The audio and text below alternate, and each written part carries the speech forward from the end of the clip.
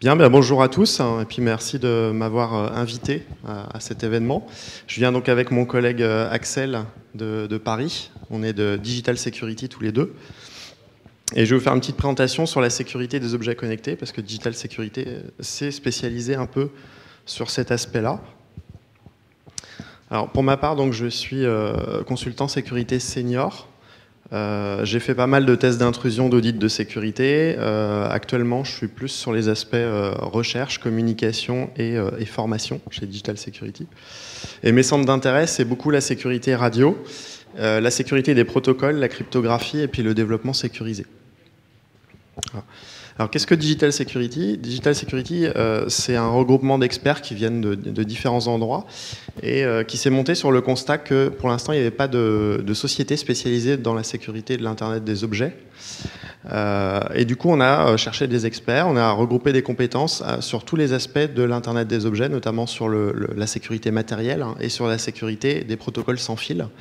Et bien évidemment, il y a les aspects plus traditionnels de sécurité des systèmes d'information, donc sécurité du cloud et sécurité applicative qui rentrent en jeu dans une solution connectée plus globalement. Et on a eu la chance d'avoir un financement d'un grand groupe qui est le groupe Econocom. Donc on fait partie du groupe Econocom, mais on reste assez indépendant. Et comme on a eu un financement d'un grand groupe, on a pu monter un laboratoire. Donc on a un vrai laboratoire à Paris. Paris-Gare de Lyon, dans lequel on peut faire tout un tas d'expérimentations sur le matériel et sur la radio. Donc on a des caissons faradisés, on a des radiologiciels, on a des oscilloscopes, on a des antennes de tout gabarit, on a des analyseurs logiques, on a des FPGA, on peut vraiment faire toutes les attaques possibles et imaginables sur du hardware et sur de la radio. Donc ça c'est assez chouette. Du coup, on fait ça en recherche, mais on fait aussi ça en audit pour nos clients qui nous confient des solutions connectées à auditer dont elles veulent en fait, avoir les meilleures recommandations avant de les mettre en commercialisation. Voilà, alors les objets connectés, en fait, il y en a partout autour de nous, on ne se rend pas compte, mais on interagit avec des dizaines et des dizaines d'objets connectés tous les jours. Dans les entreprises, il y a du contrôle d'accès, des badges sans contact de plus en plus souvent. On a des ouvertures de portes, garages, voitures, interphones qui se font de plus en plus en sans fil.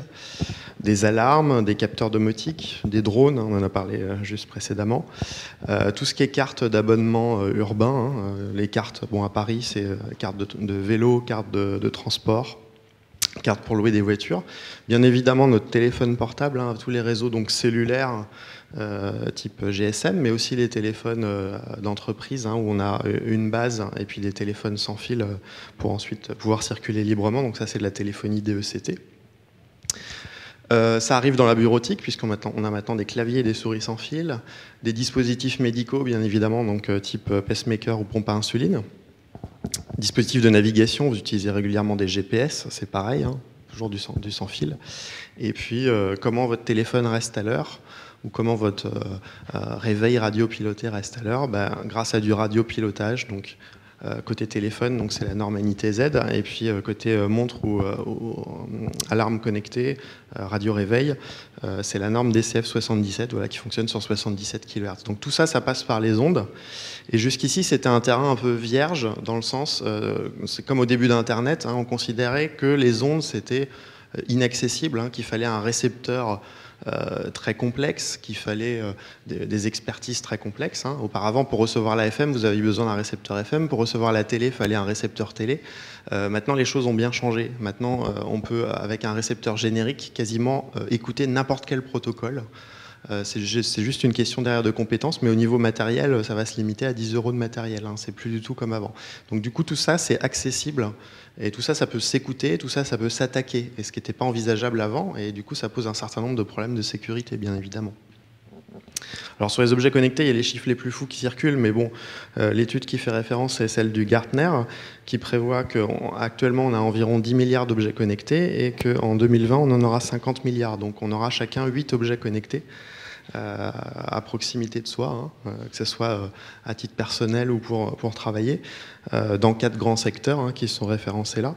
Mais surtout, ce qui est intéressant, c'est que les entreprises commencent à prendre en compte ces risques-là. Et il y aura 20% a priori des entreprises d'ici la fin de l'année qui auront des équipes de sécurité dédiées à ces menaces liées aux objets connectés ou à la mobilité en général.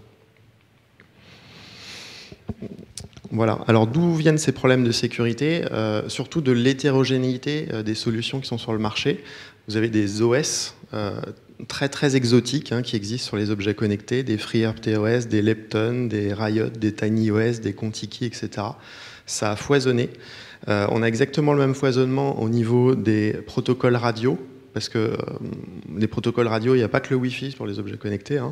On a du Bluetooth, Bluetooth LE, on a du NFC, on a du RFID, on a du Sigfox, du LoRa, du Covisio, du Zigbee, du Z-Wave, du 6LoWPAN, du N-Ocean, et j'en passe. Et donc il y a vraiment un foisonnement technologique, parce que simplement on manque un peu de standards. Et c'est la même chose au niveau matériel. On a des architectures matérielles qui sont aussi extrêmement variées. Du coup, le fait qu'il y ait foisonnement d'OS, de matériel et de technologie radio fait qu'on n'a pas une idée de la sécurité de tout ça. Et quand c'est combiné, ça devient compliqué d'évaluer un peu les risques et les vulnérabilités. Et certains de ces protocoles, notamment je parle des protocoles sans fil, en fait, n'ont même pas de spécification publique. Sigfox, par exemple, c'est une start-up française qui a monté la chose, le protocole. Ça marche plutôt bien parce qu'ils sont déployés dans plus de 20 pays dans le monde. Ils ont un réseau d'objets connectés dans 20 pays dans le monde. Par contre, les spécifications sont entièrement privées. Donc si vous voulez regarder comment ça marche, vous ne pouvez pas. Soit vous l'utilisez, soit vous ne l'utilisez pas, mais vous n'avez pas d'idée indépendante de la sécurité de ce protocole-là, typiquement. Et c'est le cas sur pas mal de protocoles sans fil, malheureusement. Ce n'est pas des standards ouverts. Voilà, si on résume un petit peu l'architecture d'un objet connecté, il y a 4 composantes dans la sécurité d'un objet connecté. Il y a l'objet en lui-même, mais c'est loin d'être suffisant. Donc il y a l'objet en lui-même, évidemment. Il y a le protocole radio avec lequel il va communiquer. Il y a ce qu'on appelle la passerelle, qui est bien souvent votre téléphone ou votre tablette, qui permet en fait à l'objet connecté d'accéder à Internet, parce que votre passerelle, votre téléphone ou votre tablette a accès Wi-Fi ou 4G, donc elle va pouvoir se connecter à Internet, alors que l'objet généralement ne se connecte pas directement à Internet, non, mais via votre téléphone ou votre tablette, donc via souvent une passerelle.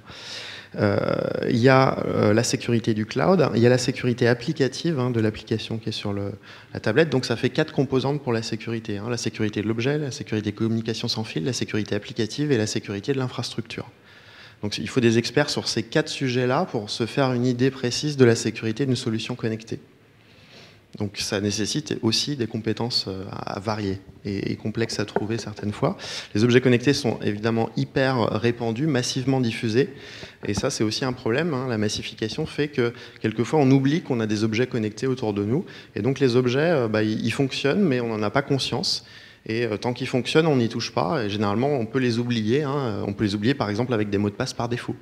Et ça représente aussi des opportunités d'attaque. On l'a vu avec l'attaque de Mirai, sans doute vous avez vu ça il y a quelques mois. Ce sont des objets connectés, typiquement, qu'on oublie parce qu'ils fonctionnent. Et tant qu'ils fonctionnent, on ne se pose pas de questions. Donc on ne va pas changer leur configuration s'ils marchent. Voilà. Donc on a une diffusion qui est pas bien maîtrisée parce qu'on a tendance à faire du plug and play et pas correctement sécuriser ces solutions-là.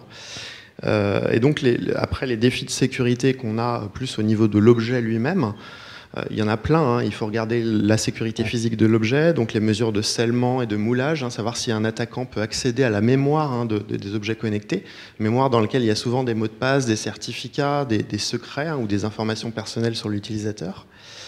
Il faut regarder que l'objet connecté se mette correctement à jour, que sa mise à jour soit sécurisée, donc que son intégrité logicielle soit assurée, donc à travers la signature électronique du Secure Boot. S'assurer que les données qui sont dans l'objet connecté soient correctement sécurisées, donc à travers par exemple un chiffrement, que tout ne soit pas stocké en clair sur l'objet, parce que si on vous le vole, du coup on a toutes vos données. S'assurer que l'objet respecte la réglementation sur le traitement des données. Il y a des réglementations spécifiques sur les données personnelles, les données financières, les données de santé. S'assurer que quand on est éditeur d'un objet connecté, qu'on protège correctement la propriété intellectuelle de l'objet, parce qu'on ne veut pas se faire piquer l'idée ou le firmware pour qu'il y ait un clone chinois qui naisse dans 2 mois. Donc il va falloir protéger votre logiciel, votre savoir-faire, par obfuscation du firmware bien souvent. Garantir la non-usurpation de l'objet, qui ne servent pas à autre chose que ce pour quoi il est fait, qu'on n'y pousse pas notamment un autre firmware. Et puis gérer le cycle vie de l'objet. Les objets connectés sont très peu faits pour être cédés à des proches ou à des amis. Bien souvent, une fois que vous l'avez configuré, il y a vos données dessus et il n'y a pas de fonction de remise à zéro de l'objet connecté qui permet de repartir, de tout réeffacer et de repartir en configuration par défaut, par exemple pour un autre usage. Si vous voulez vendre un objet connecté sur Internet, bah, vous allez vraisemblablement du coup vendre une partie de vos données avec sans le vouloir, hein, parce que c'est très difficile de tout effacer sur un objet connecté. Voilà, après, il y a des problématiques de sécurité plus courantes sur la sécurité infrastructure et sécurité applicative. Donc, c'est les problèmes d'authentification hein, qui soient suffisants, le problème de chiffrement, le problème de stockage sécurisé, essentiellement. Et ça, c'est des choses plus classiques. Et tous ces problèmes de sécurité font que bah, y a eu des piratages quand même d'ampleur hein, récemment. Il y a 2 ans, en fait, Jeep hein, a subi une démonstration d'attaque par 2 chercheurs américains et qui se sont rendus compte en fait que les Jeeps étaient connectés à Internet pour le système hein, de navigation qui allait chercher les conditions de trafic, la météo, etc. Que les Jeeps avaient donc une adresse IP qui était accessible sur Internet. Et ils ont trouvé une vulnérabilité dans ce logiciel hein, de loisirs, hein, d'entertainment de la voiture, qui leur a permis de prendre le contrôle donc, sur ce système de GPS d'autoradio, hein, le petit dispositif avec l'écran qu'on a dans la voiture. Et depuis ce dispositif, comme il était relié en fait, au bus de conduite de la voiture, ils pouvaient envoyer des commandes hein, sur le bus de conduite directement de la voiture depuis Internet, notamment des commandes de freinage d'urgence qu'on pouvait envoyer par Internet directement au véhicule. Et là, il y a un journaliste qui s'est prêté au jeu, bah, vous voyez, il a fini dans le fossé. Il y a 1,5 million de véhicules qui étaient vulnérables et donc ça a nécessité un rappel et une mise à jour hein, de 1,5 million de véhicules. Ça a été l'attaque de plus grosse envergure sur des véhicules et ça, il y a fort à parier que ça se reproduira, hein, ça c'est pas un cas isolé. Ça s'est reproduit d'ailleurs il y a quelques mois sur d'autres modèles de véhicules. Il y a des vulnérabilités sur les Tesla, il y a eu des vulnérabilités sur pas mal d'autres modèles de véhicules et ça, on n'en est qu'au début. Hein. C'est des choses qu'on va voir de plus en plus fréquemment. Sur les appareils médicaux aussi, c'est un petit peu plus ancien, mais Barnaby Jack, hein, qui est un chercheur américain aussi, avait fait la démonstration d'attaque de pacemakers et de pompes à insuline. Là aussi, il y a des dangers pour l'homme. Hein, on peut tuer facilement quelqu'un avec ça, parce que pour un pacemaker, hein, on peut envoyer des décharges à 830 volts hein, dans la poitrine de quelqu'un. Ou un pacemaker, on peut injecter la dose complète d'insuline, hein, une dose létale qui permet donc de tuer le porteur du dispositif médical. De la même façon qu'avec un véhicule, donc déclencher un freinage d'urgence sur l'autoroute quand le véhicule est lancé à toute vitesse, bah, ça tue le conducteur, voire d'autres personnes. Donc là, il y a un risque fort d'atteinte aux personnes, ce qui est bien évidemment préoccupant. Pour la petite histoire, l'ancien vice-président américain s'était fait désactiver cette fonctionnalité sans fil sur son pacemaker parce que craignait d'être attaqué par des terroristes hein, qui pourraient le tuer à distance du coup avec son pacemaker. Voilà, je vous fais des petites démonstrations maintenant, pour ne pas rester que dans la théorie. Là, j'ai une centrale d'alarme que vous pouvez acheter, hein, tout à fait classique, qui est dans la moyenne de ce qui se fait. Beaucoup, d'ailleurs, sont fabriqués en Asie, pour ne pas dire l'essentiel. Ce sont des centrales d'alarme plutôt low cost, hein, donc centrale d'alarme qui est associée à des capteurs, donc vous avez des détecteurs de mouvement, des capteurs d'ouverture de portes, etc., etc. Vous installez ça chez vous, et puis vous avez une petite télécommande en porte-clés qui vous permet d'activer ou désactiver l'alarme. Donc quand vous quittez votre domicile le matin, vous allez armer l'alarme. Voilà, elle va faire un bip. Et puis quand vous revenez le soir chez vous, avant d'ouvrir la porte pour déclencher le capteur d'ouverture de porte, à travers la porte, bah, vous allez désactiver l'alarme avec cette petite télécommande. J'ai 2 bips quand je désactive. Voilà. Et ben, ce genre d'alarme, malheureusement, est très peu sécurisé, bien que ça soit un objet connecté de sécurité, là pour le coup, et pas juste un objet connecté de loisir. Plus de la moitié des systèmes d'alarme qui sont vendus en Europe sont vulnérables à une attaque qui est toute bête. On va regarder ça.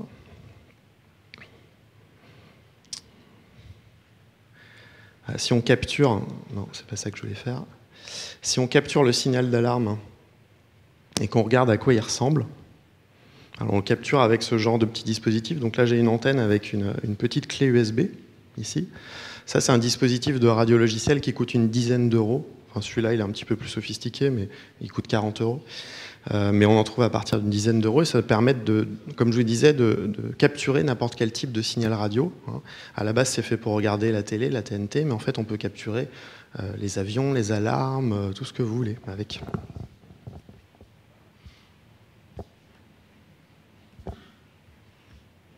Voilà. Et en capturant ce signal d'alarme, avec donc la petite clé à 10 euros, on se rend compte que quand on appuie sur un bouton, En fait, c'est plusieurs fois la même séquence qui est envoyée pour désarmer l'alarme.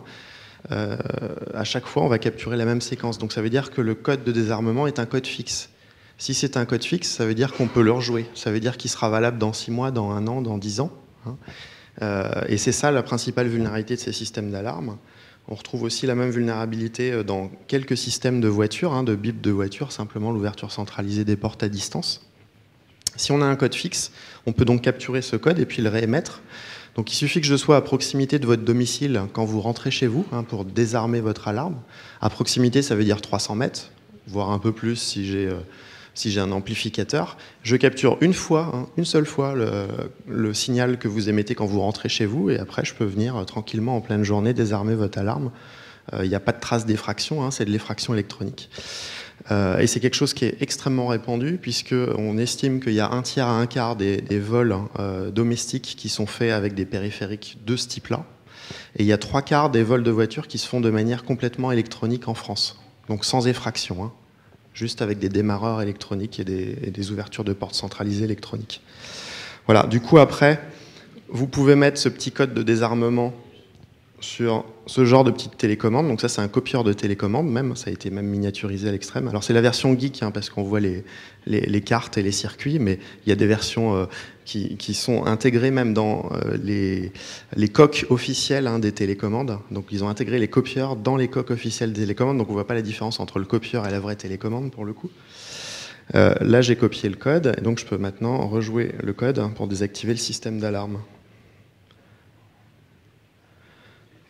Si ça fonctionne. Oui, mais elle est censée être activée. Voilà. Donc là, j'ai pu désactiver le système d'alarme avec ce simple copieur, qui coûte une quarantaine d'euros, donc il n'y a pas besoin de matériel très sophistiqué.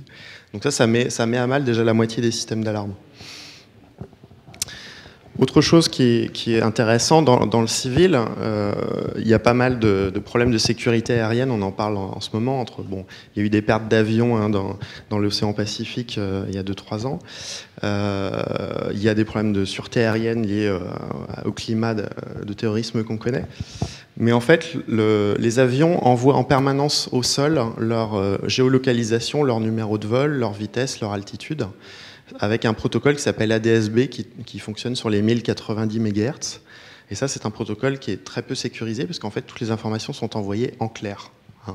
Donc il est très facile de les capturer et en temps réel, de voir quels sont les vols d'avion. Donc là, vous avez en temps réel les vols dans notre voisinage. Alors, on ne reçoit pas très bien le signal parce qu'on est en indoor, en intérieur ici. Mais là, vous voyez l'ensemble des avions qui sont sur zone, pas trop loin. Si j'étais dehors, j'aurais une vision environ à 100 km à la ronde de absolument tous les vols. Là, c'est très limité parce qu'en fait, on est dans une structure métallique et donc c'est très atténué. Mais par exemple, vous voyez ici, un avion, vous en avez un qui est là et un qui est en Suisse par ici. Là, vous avez les numéros de vol, les altitudes, les vitesses et les positions en temps réel. J'insiste sur le fait que je ne passe pas par Internet sur des services comme Flight Radar ou autre. Là, je suis en vrai temps réel. Flight Radar, en fait, récolte ces données au niveau radio, les agglomère et vous les donne par Internet. Là, je n'ai pas de connexion à Flight Radar parce que je fais l'acquisition moi-même au niveau radio.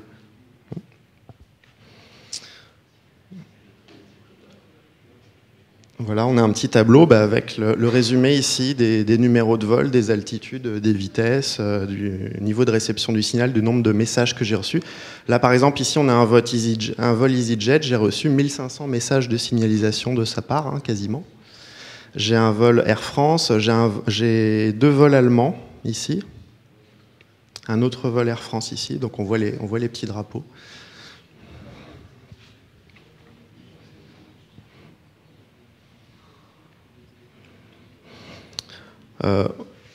Deux petites démos très rapides. Maintenant, il y a de plus en plus d'objets connectés, comme on l'a vu, qui sont connectés à Internet directement ou indirectement. Parmi ces objets connectés, des caméras IP. Ce sont elles qui ont été attaquées d'ailleurs par le botnet Mirai et qui ont servi ensuite d'attaque pour faire du déni de service à la fois chez l'hébergeur OVH, l'hébergeur français, et puis sur le service de nom DIN aux États-Unis, hein, qui a rendu inaccessible un certain nombre de gros sites type Twitter, Facebook notamment. Il est très facile, avec des moteurs de recherche de type Shodan, je ne sais pas si vous connaissez Shodan, de trouver des périphériques connectés en IP. Vous tapez juste le modèle et la marque d'un périphérique sur Shodan, et vous tombez sur les bannières avec l'ensemble des périphériques qui répondent à cette marque, ce modèle. Vous pouvez même chercher par ville, donc c'est ce qui est fait ici. Donc là, j'ai cherché par exemple des caméras connectées sans authentification qui sont situées à Paris, dans cette capture-là. Alors je vous montre sur quel type de choses on peut tomber. Il n'y a pas de trucage, c'est un petit medley vraiment de captures réelles qui ont été faites.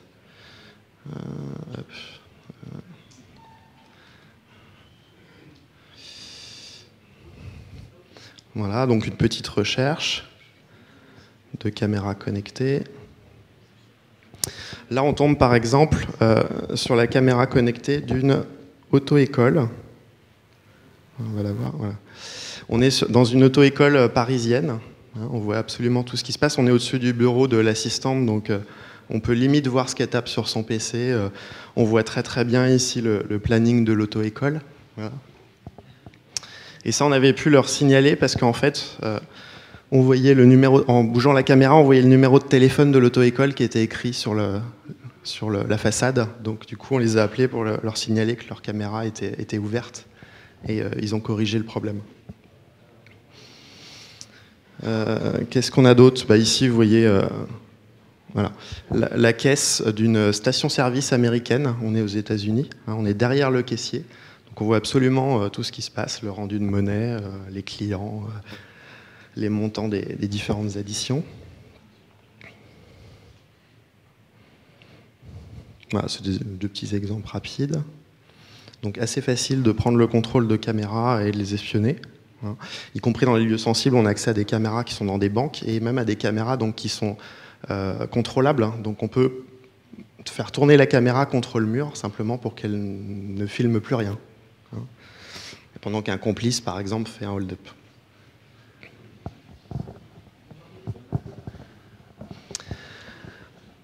Autre chose intéressante, comme je vous ai dit, on n'a pas conscience qu'on manipule les objets connectés en permanence, mais l'objet connecté qu'on manipule sans doute le plus au quotidien, c'est notre téléphone. Et notre téléphone est très vulnérable à pas mal d'attaques, non seulement des attaques applicatives, à des malwares, des virus, etc., mais même au niveau du protocole. Le protocole GSM, il est chiffré, mais il est très mal sécurisé. Il est chiffré sur la voix et le SMS, on sait les déchiffrer, en tout cas avec très peu de moyens on peut le faire. D'autre part, la signalisation, elle, n'est pas chiffrée. Donc pareil, petite antenne à 10 €, ça passe en clair la signalisation, c'est-à-dire qu'on est capable de géolocaliser un téléphone, de voir son passage de cellule en cellule, de voir quand est-ce qu'il reçoit des appels. Très simplement, voilà. Donc ça c'est même un logiciel que j'ai rendu open source, qui s'appelle OsmoGeo. Là c'est sur Paris, mais ça me permet de cartographier. J'arrive sur une zone, je cartographie instantanément toutes les antennes qui sont sur zone, donc ça me met des petites puces là où il y a des antennes. Je vois tous les opérateurs avec les numéros de cellules. Et ensuite derrière, voilà, je vois absolument toutes les activités sur la cellule, avec en temps réel les gens qui passent et leurs opérateurs. Donc là on voit par exemple un Américain qui est de passage, qui a pour opérateur T-Mobile USA, qui est en roaming sur une antenne qui est Orange, typiquement. Donc on voit absolument tous les gens. Là j'ai juste anonymisé les numéros d'abonnés pour pas qu'on puisse les reconnaître. Et ici on voit même l'activité entrante de la cellule, c'est-à-dire on voit quand quelqu'un reçoit un SMS ou un coup de fil, ça va faire un paging, une opération de paging, de recherche de l'abonné dans la cellule. Voilà. Tout ça, ça ne nécessite pas de casser de la crypto parce que tout ça est en clair. Donc on peut, comme ça, pister quelqu'un et voir son passage de cellule en cellule à distance, sachant que ça fonctionne sans amplification, juste avec une petite antenne, vous couvrez une zone de 10 km² sans bouger. Vous n'avez pas besoin de trianguler le signal, vous restez tranquillement à un seul endroit et vous pouvez couvrir une zone de 10 km² comme ça en région urbaine.